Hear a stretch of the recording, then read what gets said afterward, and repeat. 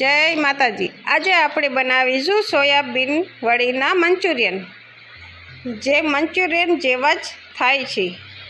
હવે આપણે પાણી ગરમ થવા દઈશું। 2 ગ્લાસ પાણી મૂકી દીધું છે અને 1 વાટકી સોયાબીન લઈ લીધી છે। હવે પાણી ઉકળી ગયું છે એટલે આપણે સોયાબીન ઉમેરીશું।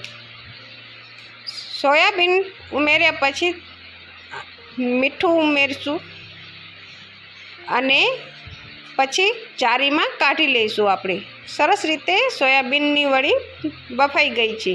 હવે આપણે પાણી નિતારી લઈશું। સરસ રીતે નિતારી લેવાનું, થોડુંક ભેજવાળું રાખવાનું, તેથી સોયાબીન વડી ચવડી નથી થતી। અને મારા વિડીયોને, મારા ચેનલને લાઈક, શેર અને સબસ્ક્રાઈબ કરી દેજો અને કમેન્ટ પણ કરજો કે તમે સોયાબીનની વડીનું શું બનાવો છો। હવે સરસ રીતે મેં સોયાબીનને પાણી કાઢીને લઈ લીધું છે। આવી વડી પોચી થઈ જાય છે। હવે તેની અંદર આપણે ચીલી ફ્લેક્સ ઉમેરીશું। પછી આપણે સોયા સોસ ઉમેરવાના રહેશે। સોયા સોસ 1.5 ચમચી આપણે ઉમેરશું। પછી આપણે તેને સરખી રીતે હલાવશું।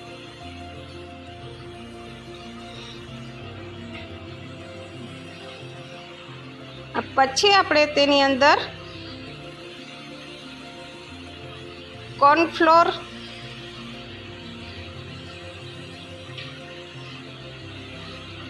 ચોખાનો લોટ 3 થી 4 ચમચી આપણે ચોખાનો લોટ ઉમેરશું અને 2 થી 3 ચમચી આપણે કોર્નફ્લોર ઉમેરશું। હવે આપણે તેલ 2 ચમચી તેલ મૂકી દઈશું।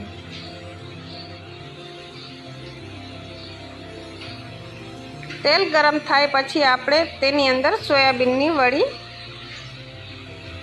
ફ્રાય નથી કરવાની, ખાલી સાંતળવાની છે। ધીમી આંચે તેને સાંતળશું આપણે, એટલે બહારેથી ક્રિસ્પી ને અંદરથી એકદમ પોચી રહેશે। સોયાબીન વડી છોકરાઓને પણ આમ સારી, મંચુરિયન મેંદાથી બનાવવા તેના કરતાં તો સોયાબીનની વડી સારી।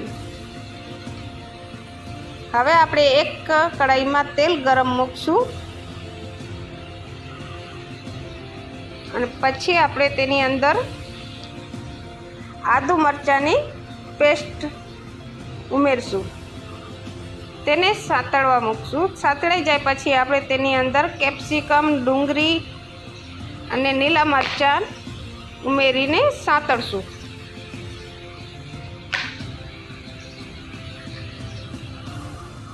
તેને ચડવા નથી દેવાના, ખાલી થોડીક વાર સાંતળવાના જ છે।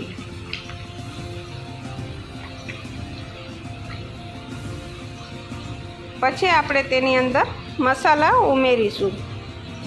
મસાલામાં આપણે હલ્દી, મીઠું,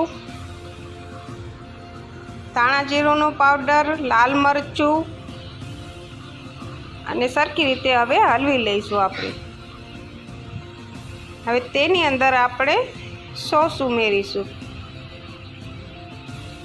સોયા સોસ 2 ચમચી સોયા સોસ,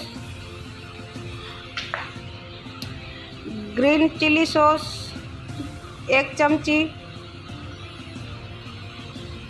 1 ચમચી રેડ ચીલી સોસ,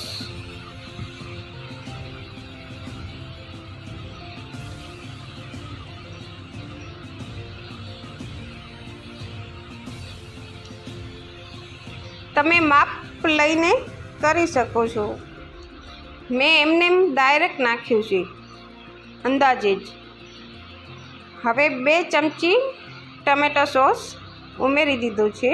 હવે 1 ચમચી કોર્નફ્લોર લઈને તેની અંદર પાણી ઉમેરીને ઘાટું મિશ્રણ કરવાનું, પછી આપણે તેની અંદર ઉમેરવાનું રહેશે.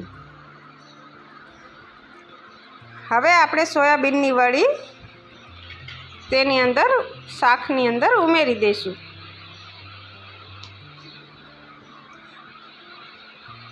સરસ રીતે હલવી લેવાનું